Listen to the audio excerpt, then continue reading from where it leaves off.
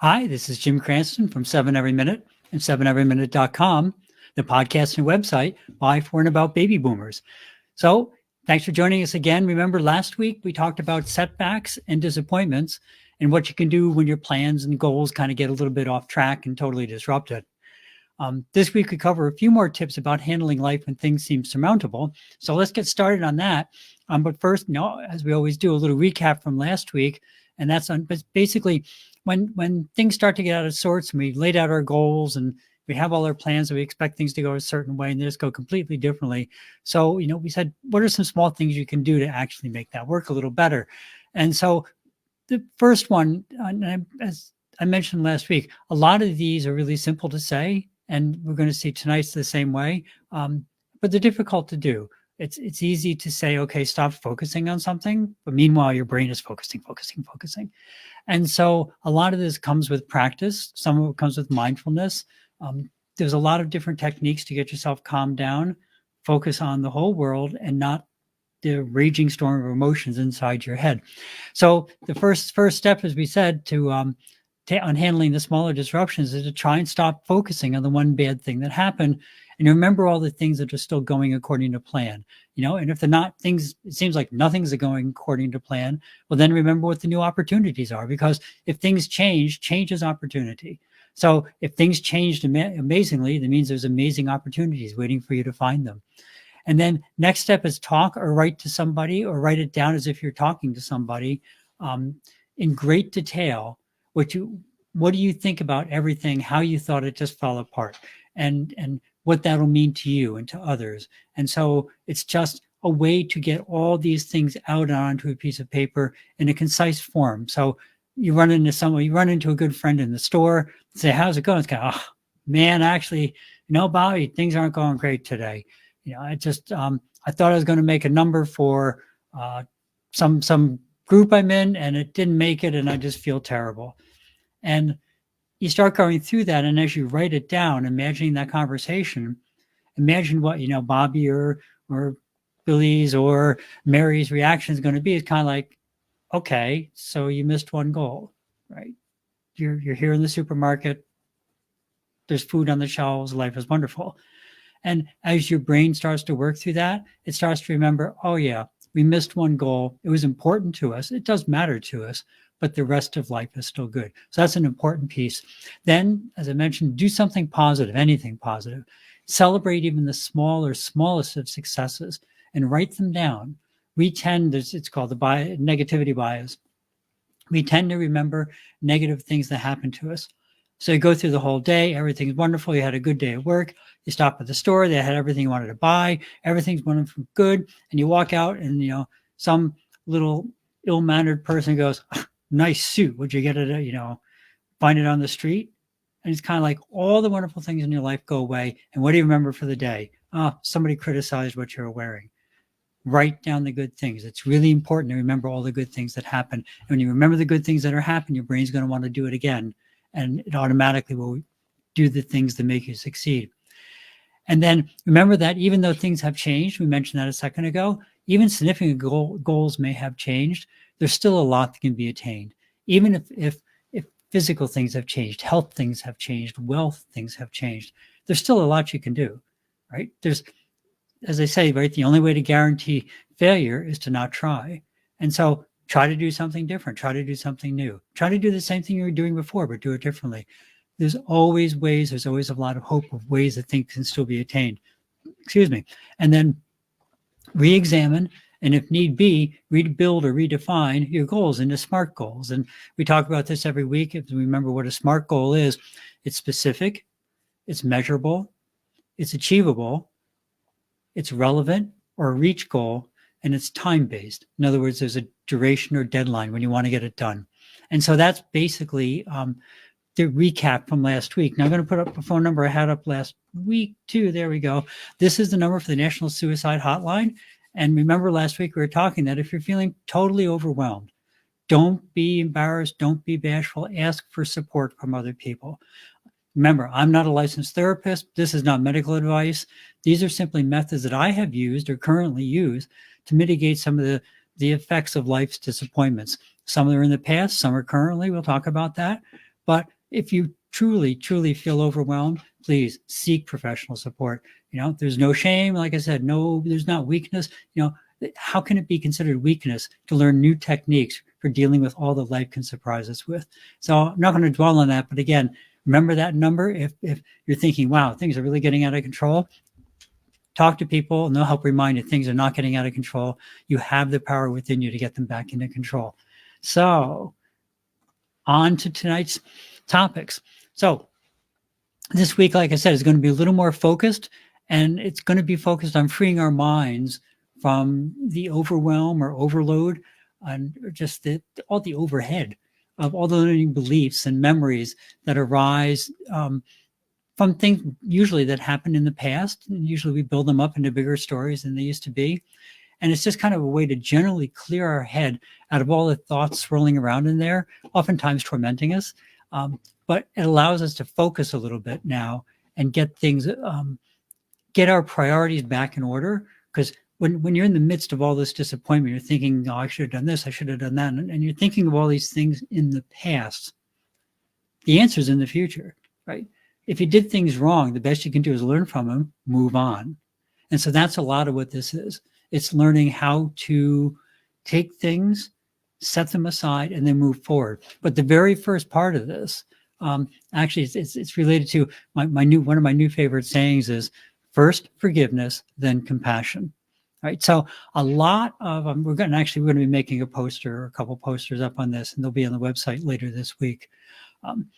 A lot of things when we try and get over a disappointment, especially if it involved another person or multiple people, we don't even get off the starting point before we kind of derail ourselves by thinking of all the bad things someone else did to us or the situation did to us or we did to ourselves. We might be angry at the economy or COVID. Like I say, you might be angry at ourselves for our own decisions.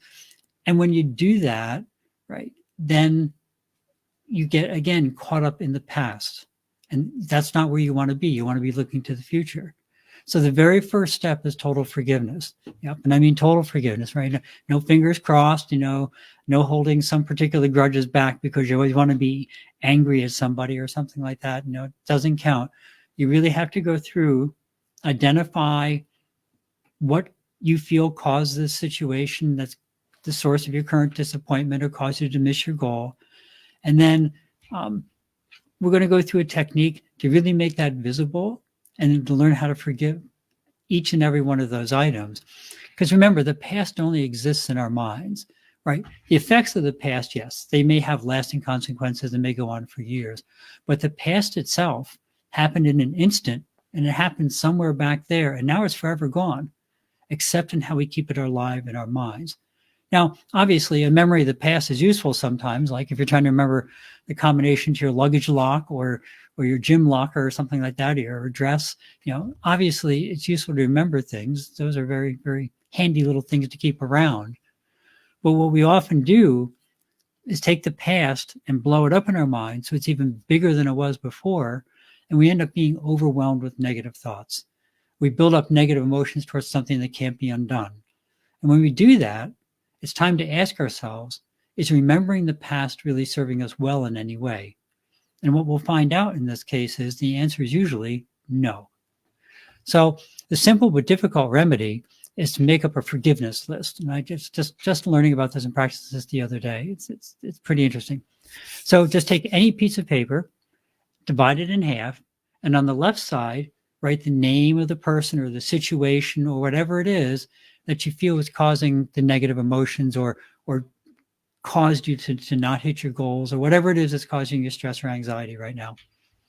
Then still on the left side, under that name, write down a specific list of all the things that you feel that situation or that person did that harmed you or caused any negativity in your life. And this is one of those things where it's kind of counterintuitive. We're trying to free ourselves from the negativity and we're very carefully documenting it all. Well, the next step is to, and this is kind of a difficult part, but what we do now is take that list and read each of those offenses or those transgressions out loud.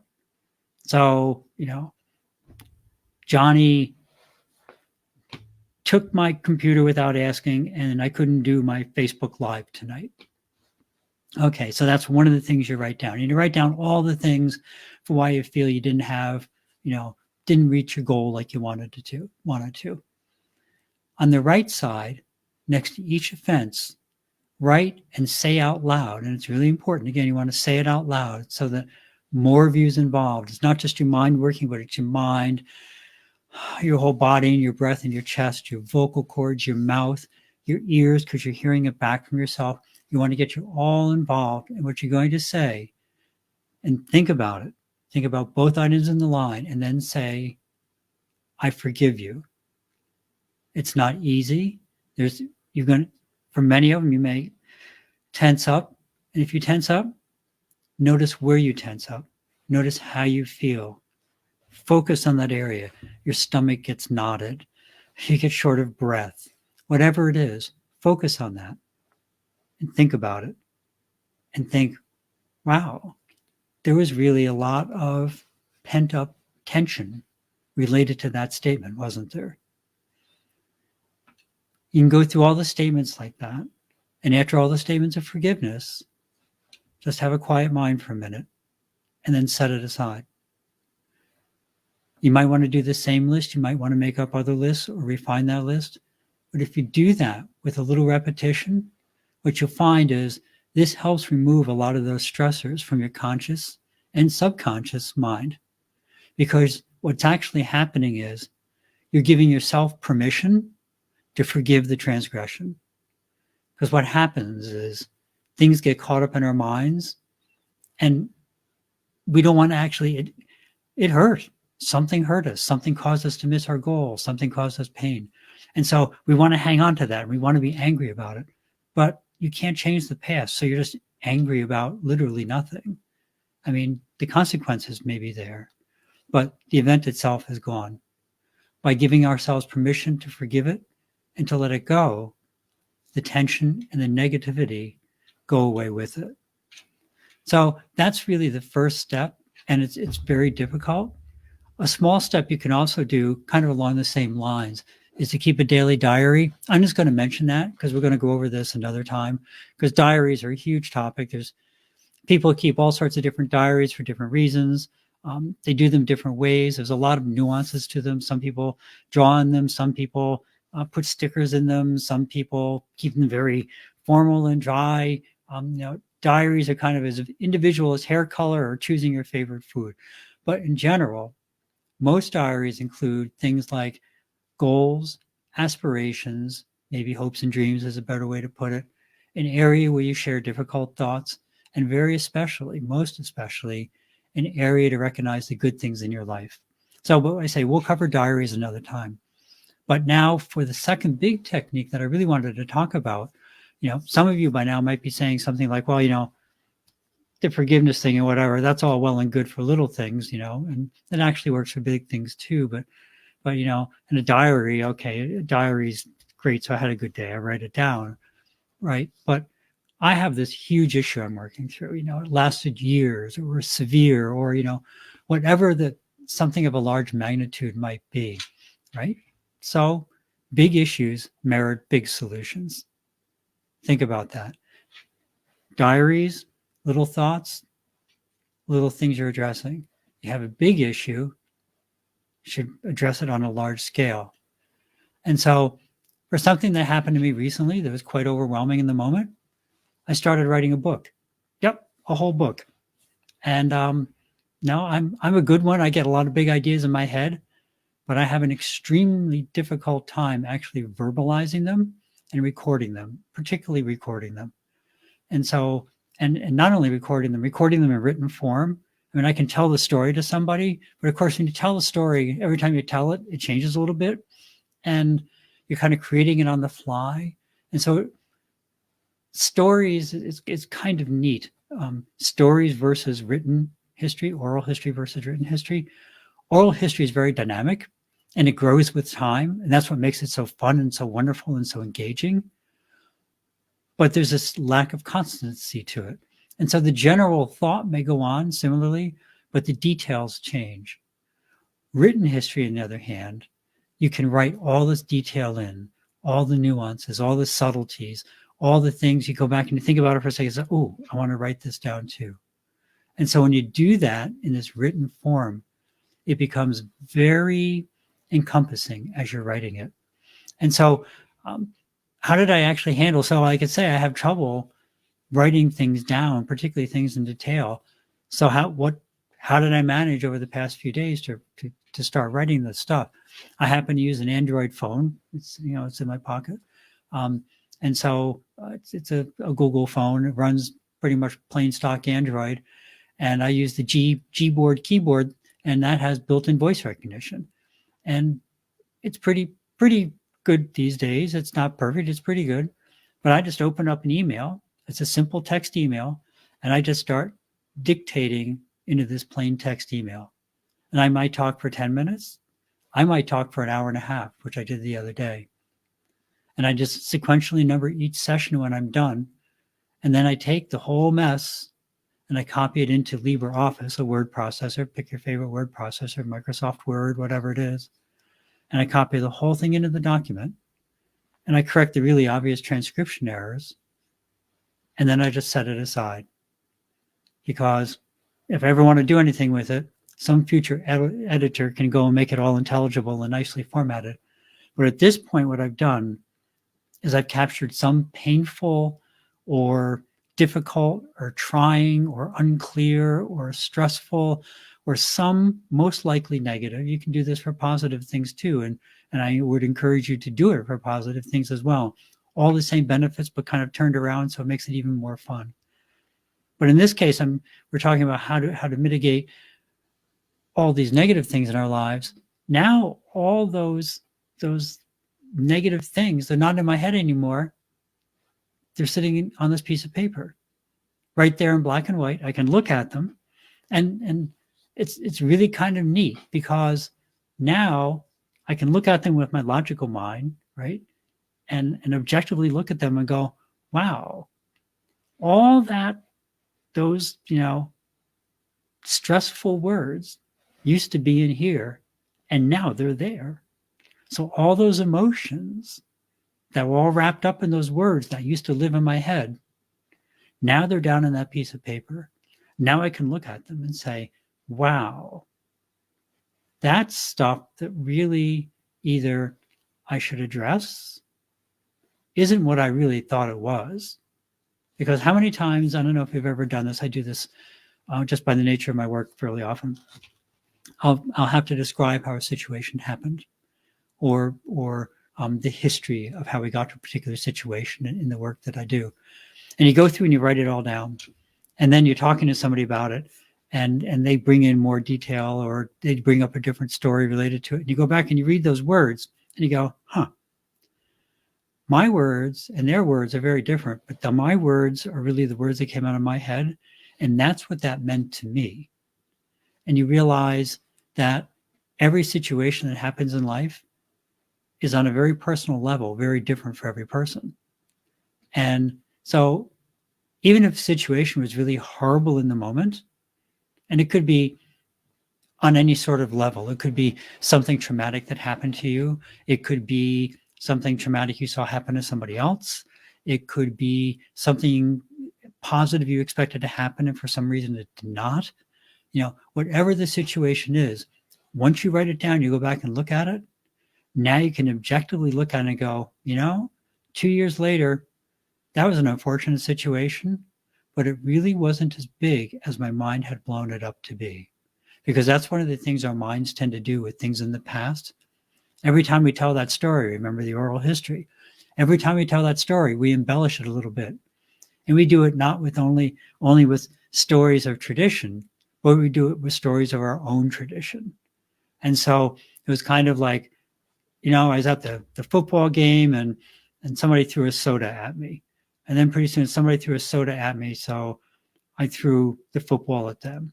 Then it's pretty soon, we started yelling at each other. By the fifth telling of the story, right, the bleachers were empty on the field. There was a big melee, right, and we were on national TV. And of course, none of that happened, but in your mind, it keeps building it up because every time you replay it inside your head, it becomes more important, right? What you focus on, you tend to become. And so if you keep focusing on these negative thoughts, they tend to overtake you and overcome you. So by taking them all out and putting into this great big long letter or book or whatever it is, then now they're out of your head and you're free to move on to the rest of life. So one of the things that I do encourage you to do, what I do when I do this is I kind of envision it like I'm talking to somebody, like I'm sitting here talking with you right now. And so I feel like I'm in a place of sharing with people that I trust. And so I feel safe talking. And of course, since I'm recording it, I'm actually dictating it, right? But I feel like I'm just talking, and I can feel like I can talk honestly and openly. If I want to cry or get angry or whatever it is, I can just let all the emotion flow out of me and into those words. So now it's not like I'm sitting here typing a report for work where I just make everything nice and third person and very inanimate and distant and informal. I'm sitting here like I'm talking to my best friend. And like I said, I'm very fortunate to have a couple of people I can talk to. And so I make believe I'm talking to one of them, and I can just let everything out. And if I'm really angry, I get really angry and I raise my voice and whatever, but it all gets captured in the words. And then I can look at those words and everything is trapped there and not here. It's just, like I said, I have about 50 pages written thus far, and it's only been in a couple of days. And I barely scratched the surface I want to cover, but so far the effect has been amazing. And I'll be in a really bad mood or a really foul, depressed mood, and thinking about, oh, this shouldn't have happened or whatever. And I go through and I did it actually this morning for a while. Sat down, dictated for about, it wasn't that long, probably 30, 35 minutes, something like that, not real long, and spent another 10, 15 minutes cleaning it up. And and I looked at it and thought, wow, this really came to a different conclusion than I had expected to. Because I purposely don't plan things out. I just let the emotion come out. And when you do that, what you find is your brain will direct where it wants the conversation to go. And then you look down at what your brain wanted to get rid of. It's kind of like, A, I'm glad you wanted to get rid of that because, boy, there's not a lot of good there. But B, it's very freeing because now your brain feels like, okay, I've told somebody, it's out of my head, it's out of my life. We can move on with today's problems. And it makes a huge difference. So, I hope that idea helps you a little bit. Like I say, it's not like you have a deadline. It's not like you have to write a 100-page book or 5,000 words or anything else. This is my primary audience when I do this. It's not for publishing. I mean, someday, who knows, maybe we'll get published or whatever. But it's really my intended audience on this first pass is myself, because I want to sit and talk like I want myself to get everything out. And I know I've talked about this for quite a while, and it seems like it might be, taking it over the top. I would suggest if there's anything in your life right now that's causing you some pause, some concern, some anger, whatever, just sit and write yourself this really big, long, detailed, honest, maybe even book-length letter. And just really, no one else has to read it ever. Or maybe you want to share it with somebody, but you don't have to. And just write that down and just go for it. Dictate, like I say, I just take my phone, I dictate into it, and I'll talk anywhere from 5 or 10 minutes up to over an hour, sometimes almost 2 hours. And then when you're done, go back and read it and say, wow, there was a lot of stuff trapped in there that just got out, and I feel a whole lot better. So just another technique to deal with disappointment and even large disappointment. I think you'll find it somewhat refreshing to do that. And like I say, once you start doing it, it gets to be quite a bit of fun. And it's a nice little go-to way to get tension out of your life. But the other side of it is you can do the same thing, and we're going to do this later on, because we can do the same thing on the positive side. So right now we've been talking about stress, and in the past few weeks, been talking about goals, what happens when you don't reach your goals, how to get rid of the stress. But we can go back a step further and say, how do we set our goals? And so this is now, and with a dear friend of mine, used to sit and talk about what we were going to do in the future. And it was fun because we didn't constrain ourselves in any way as to what was practical.